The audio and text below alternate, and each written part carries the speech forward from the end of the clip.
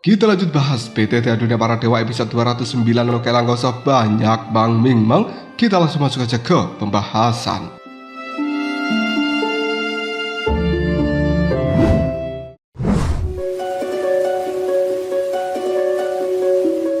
Pandangan mata dari seorang Jing Wuchen pada saat ini melirik ke arah Long Yi yang sedang mengamati lautan api dengan tangan bersilang dan tak kuasa menahan diri untuk mengeluh.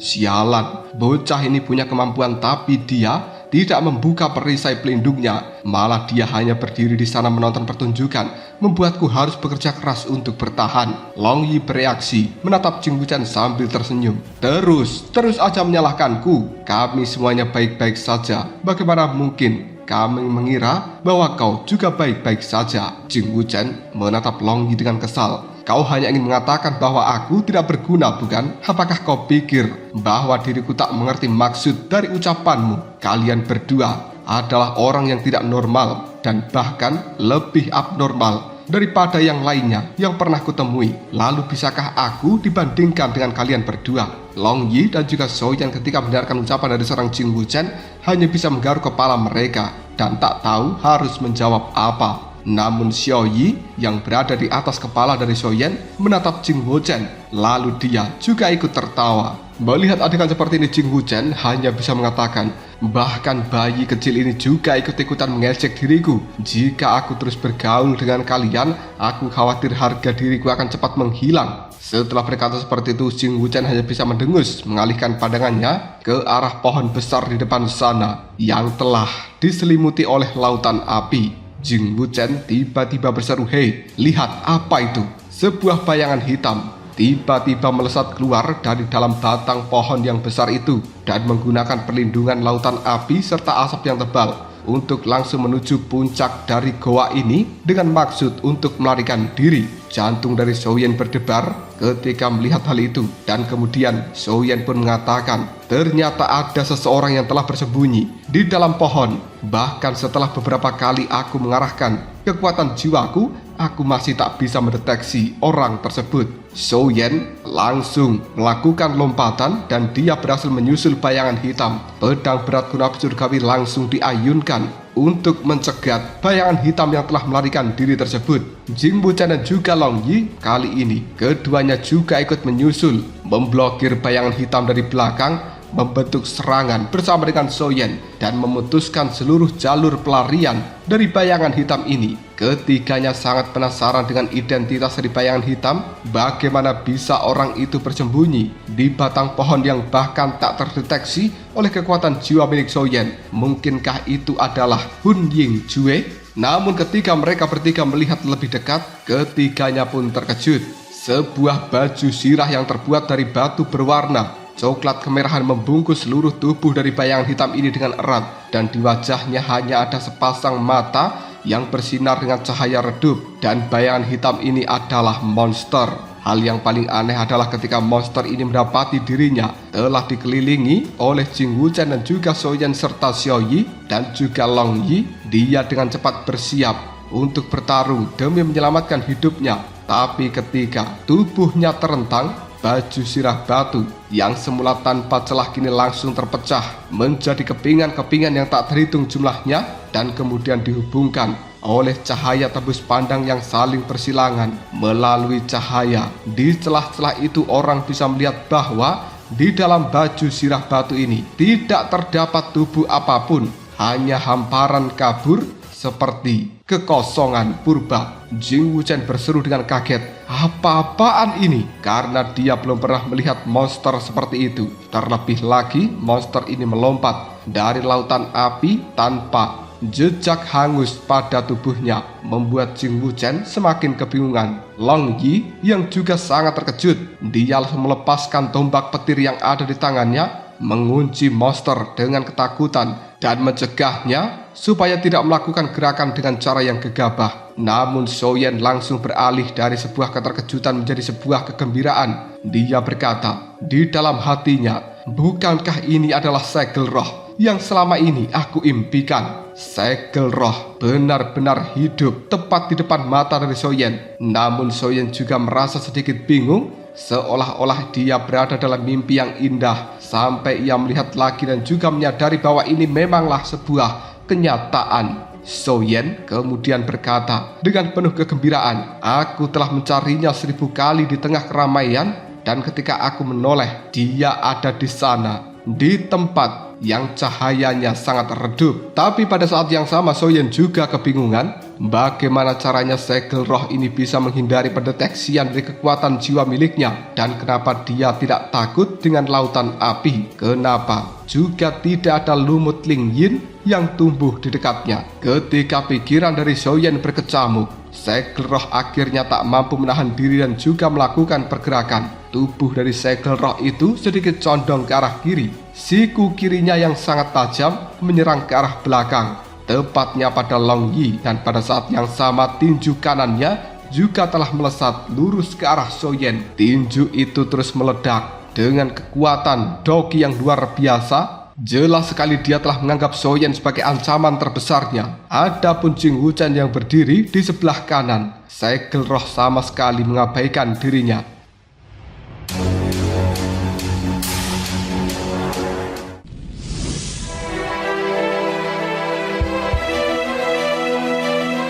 Soyen segera memberikan peringatan, "Hati-hatilah, ini adalah segel roh." Soyen kemudian melangkah maju melancarkan sebuah pukulan keras. Api surgawi telah berkobar di sekitar tinjunya, dan Soyen memverifikasi kebingungan di hatinya untuk melihat apakah segel roh ini benar-benar tidak takut pada api surgawi. Setelah Soyen memberikan peringatan, sebuah semangat muncul di dalam pandangan mata dari Long Yi. Dia yang telah memegang tombak petir langsung diayunkan untuk membentuk sebuah perisai pelindung dan dengan cepat mencegah segel roh untuk melarikan diri. Sementara Jing Wuchen berkata dengan penuh kebingungan, "Apa? Ini adalah segel roh? Salah satu dari 3 keajaiban dunia." Ketika Jing Wuchen sedang melamun, tinju dari Soyen dan juga Long Yi kini telah berbenturan dengan serangan dari segel roh itu, yang akhirnya pung, dar.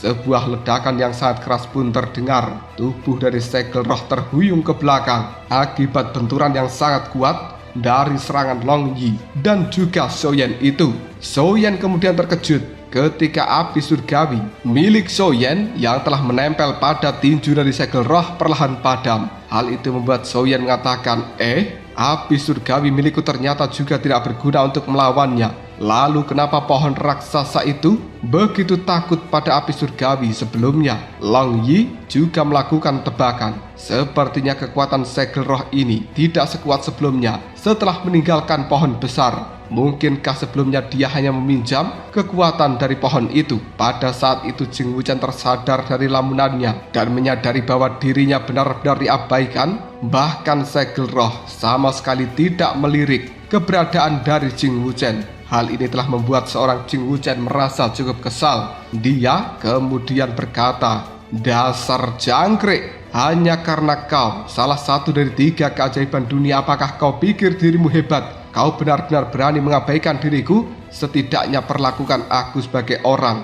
yang memiliki sebuah karakter." Setelah berkata seperti ini, Jing Wuchen pun melemparkan belati-belati terbang miliknya untuk langsung menutupi segel roh dari berbagai arah. Ketika melihat belati terbang menuju ke arahnya, cahaya kabur di pandangan mata dari segel roh kini telah menjadi kacau. Kecerdasannya yang baru saja tumbuh dan juga terbangun. Dia paling takut akan tipu daya licik semacam ini. Tanpa tindakan balasan, dia memilih untuk menutup matanya, menarik kembali baju sirah batunya, dan dengan kilatan cahaya keemasan, dia mengandalkan keunggulan bawaannya untuk langsung menghadapi belati-belati terbang yang sedang menuju ke arahnya itu. Ketika belati terbang milik Jing Wuchen mendarat pada tubuh segel roh yang telah menggunakan baju sirah batu, mereka hanya menggores cahaya keemasan pada baju sirah batu ini dan meninggalkan beberapa bekas sebelum akhirnya kehilangan momentum. Lalu belati terbangnya pun terjatuh.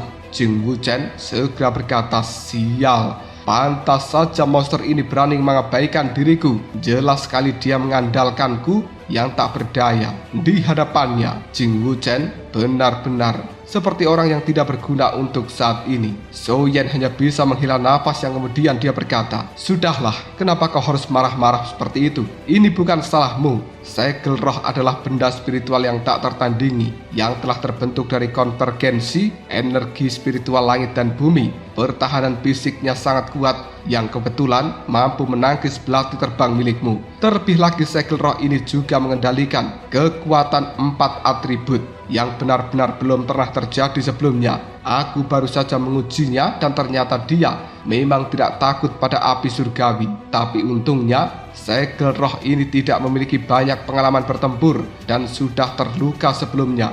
Seperti yang dikatakan oleh Long Yi, bahwa dia telah kehilangan kemampuan untuk meminjam kekuatan dari pohon besar, sehingga kekuatan tempurnya juga sangat berkurang. Namun kita tidak tahu kartu traf apa lagi yang masih dia miliki. Jadi untuk berjaga-jaga, biarkan saja aku yang melakukan pergerakan. Wu Chen, kau dan juga Long Yi bertanggung jawab untuk memutuskan jalur mundur. Jangan beri dia kesempatan sekecil apapun untuk bisa melarikan diri. Jing Wu Chen menganggukkan kepalanya, kemudian dia melompat ke sisi dari Long Yi. Puluhan belati terbang juga telah dilesatkan secara bersamaan. Meskipun belati terbang ini sama sekali tak bisa melukai segel roh, tapi jika segel roh mencoba melarikan diri, maka belati terbang akan bisa dengan cepat memperlambat kabur dari makhluk ini. Long Yi juga mengetahui pentingnya segel roh bagi Soyen. Bahkan sebelum Jing Wu Chen melakukan pergerakan, dia sudah beralih dari kekuatan menyerang menjadi kekuatan bertahan dan sepenuhnya mempertahankan perisai pelindung untuk menutupi seluruh tempat ini. Tombak petir yang ada di tangan dari Long Yi juga telah dilepaskan dari genggaman tangannya, yang kemudian tombak itu berubah menjadi naga berwarna emas yang berputar-putar di sekitar perisai pelindung. Begitu segel roh mendekati tepi, dia akan menerjang maju untuk mencegatnya, dan semua ini terjadi dalam sekejap. Pada saat segel roh membuka matanya kembali, dia juga meregangkan tangan yang kemudian telah menyaksikan bahwa dirinya kembali terkepung oleh kelompok Soyen.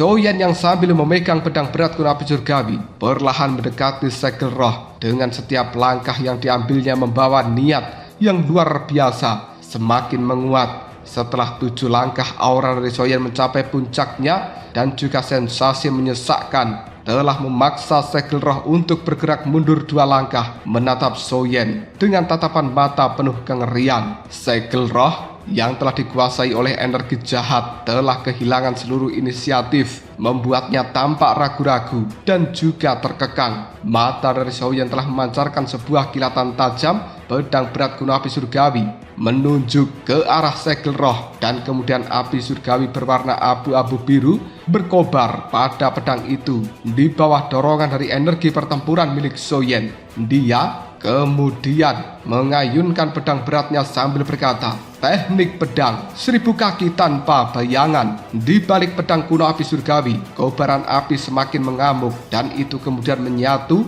menjadi seperti naga api yang telah diluncurkan ke arah dari segel roh tersebut. Jing Wu Chen ketika menyaksikan pemandangan seperti ini, dia hanya bisa berkata, "Aku baru saja menyadari bahwa kata-kata dari saudara Soyen memang benar. Di dalam dunia api, dia adalah rajanya, dan semua api tunduk pada dirinya, seolah-olah melihat sang kaisar api telah tiba." Mereka semuanya dengan rela menuruti perintah dari sang penguasa api ini. Sungguh patut diacungi jempol. Kata-kata Jing Wu Chen baru saja selesai terucap, tatapan matanya tiba-tiba membeku pada segel roh yang sudah tak mampu bergerak sedikit pun. Segel roh yang awalnya kebingungan ketika menghadapi serangan dari Soyen justru pada saat ini melakukan tiruan, mengepalkan tinjunya, dan kemudian kobaran api yang dahsyat benar-benar menyala dari tinju segel roh ini. Terlebih lagi tinju yang keras dilayangkan, api yang ada di sekitar segel roh dengan cepat menyatu,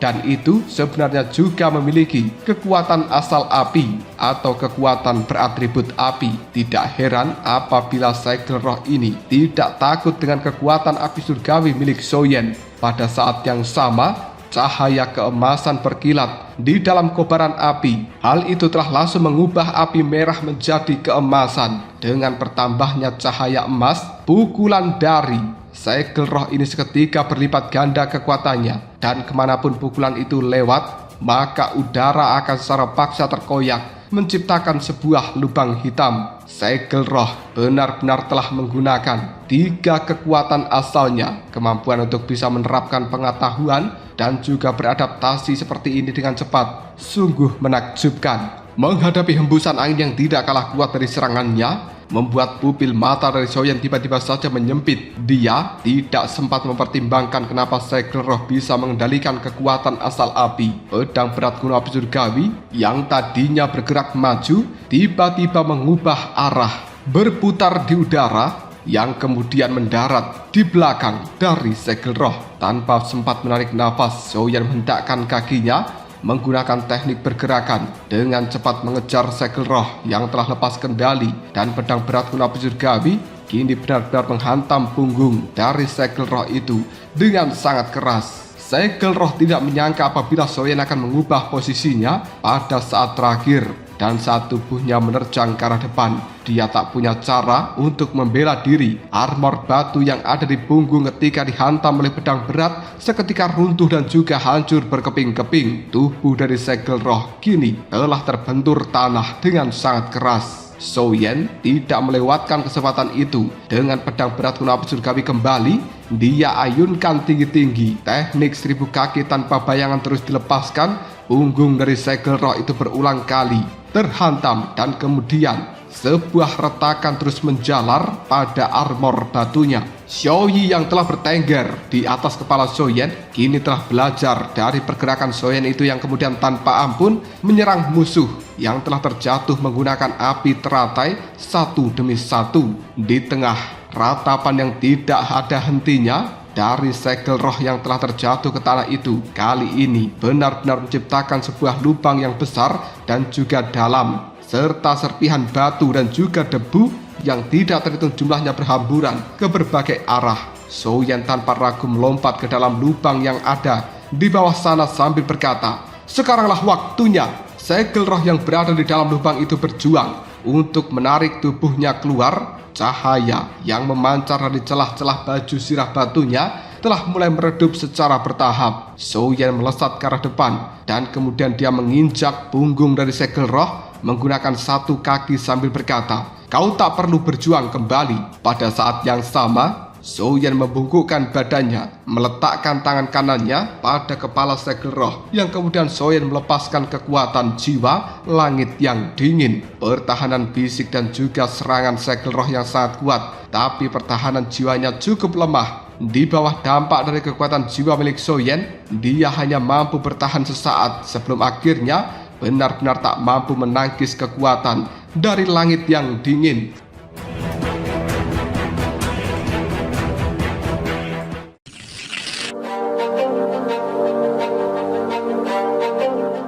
Xiaoyan telah menyalurkan kekuatan jiwanya ke dalam pikiran dari segel roh, menghapus kecerdasan dari segel roh ini, yang kemudian Xiaoyan pun menarik nafas dalam-dalam untuk merilekskan dirinya. Pertempuran ini tampak cepat, tapi sebenarnya juga tidak sederhana. Setelah beristirahat sejenak, Xiaoyan sambil memegang segel roh yang ingatannya sudah dihapus dan dia saat ini dalam keadaan kebingungan, Xiaoyan pun membawanya melompat keluar dari lubang yang dalam. Melihat pada Jing Wuchen dan juga Long Yi yang telah turun dari udara dengan ekspresi khawatir, dia, yaitu Xiaoyan, memperlihatkan senyum bahagia.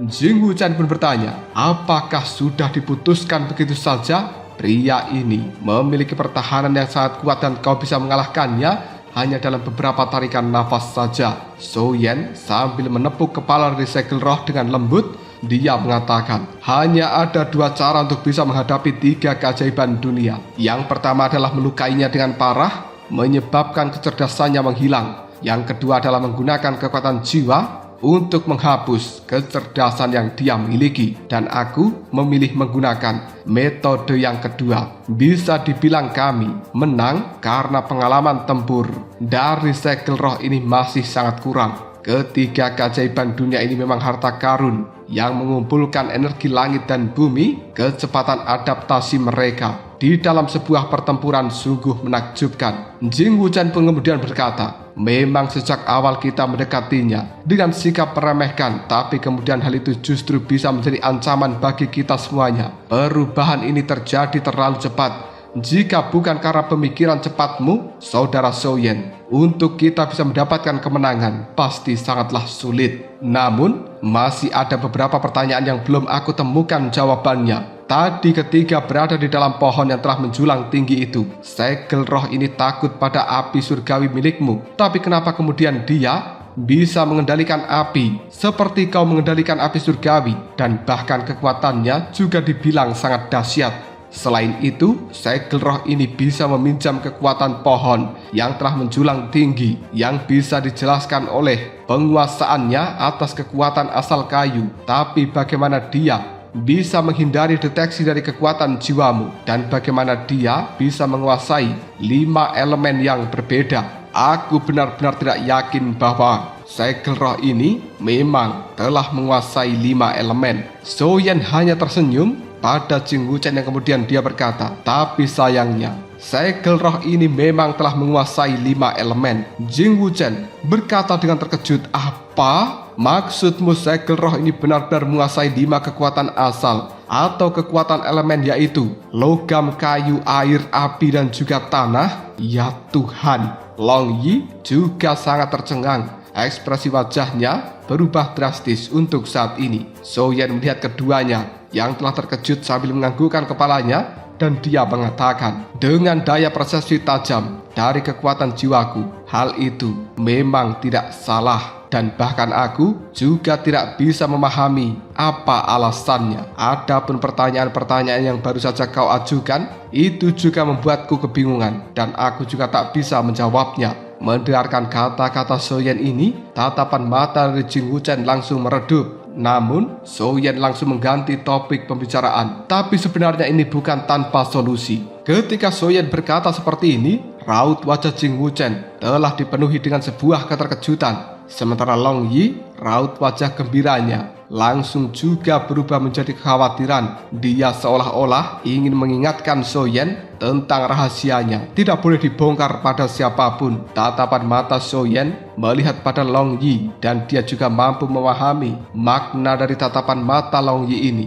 Yang dikhawatirkan Long Yi sama persis dengan apa yang berada di dalam pikiran Soyen. Satu-satunya cara untuk bisa mengungkap misteri dari segel roh ini adalah melahapnya. Dengan begitu Soyen pasti akan bisa mendapatkan informasi tentang segel roh tersebut. Namun dengan melakukan hal itu, maka rahasia dari Soyen yang sebenarnya memiliki garis keturunan dari ras Yao pasti akan terungkap. Dan rahasia seperti ini adalah sesuatu yang akan membuat seluruh benua Dodi menjadi gempar. Haruskah Soyen memberitahukan pada Jing Wuchen? Soyen ragu-ragu. Bukannya dia tidak mempercayai Jing Wuchen, tapi hal yang tak terbayangkan dan juga mengguncang persepsi seperti ini memang sulit untuk dijelaskan. Lebih baik jangan sampai Jing Wuchen tahu untuk saat ini. Soyen menatap tajam pada Jing Wuchen, menarik nafas dalam-dalam, dan kemudian menyusun sebuah rencana untuk membuat alasan padanya. Soyen kemudian berkata, Wuchen, kau tak perlu menatapku seperti itu kan? Tidak terlalu sulit untuk bisa mengungkapkan misteri ini. Kalian berdua keluar dan bertindak sebagai pelindungku, lalu tunggu kabar baik dariku. Mendengarkan kata-kata seperti ini, ekspresi Long Yi menunjukkan sebuah kelegaan. Sementara Jing Wuchen masih tampak bingung. Soyen kembali menatap Jing Wuchen sambil mengatakan, Wuchen, mohon maaf, ada beberapa hal yang belum bisa aku jelaskan pada dirimu. Jing Wuchen tertawa, oh ternyata begitu, sudahlah, tidak apa-apa. Aku mengerti, dan setiap orang juga punya rahasianya masing-masing. Long Yi, jika begitu ayo kita keluar dari dalam gua ini dan menjaga pintu keluarnya. Kita harus bertindak sebagai pelindung dari saudara Soyen. Setelah mengatakan hal seperti itu, Jing Wuchen pun mengajak Long Yi untuk segera meninggalkan gua ini.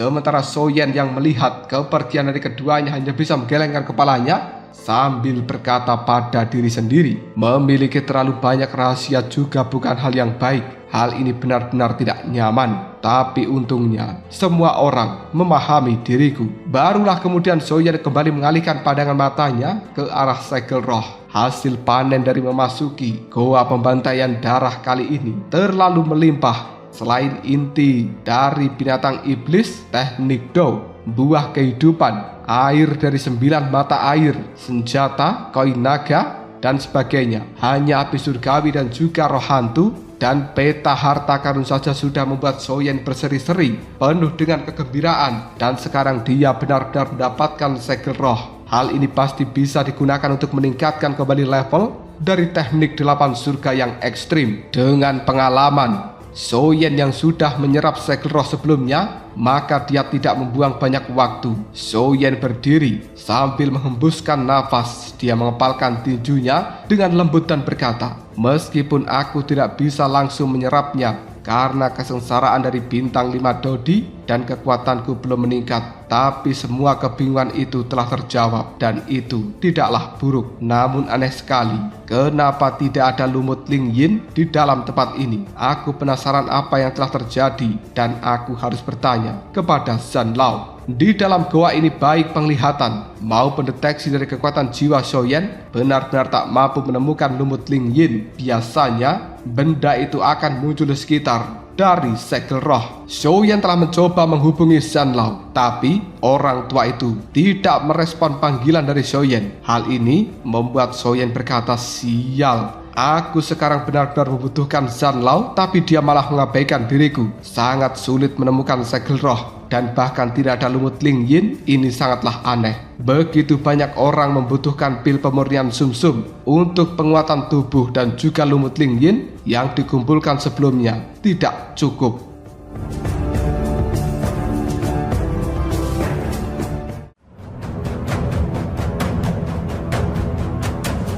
Lalu apakah yang akan terjadi selanjutnya?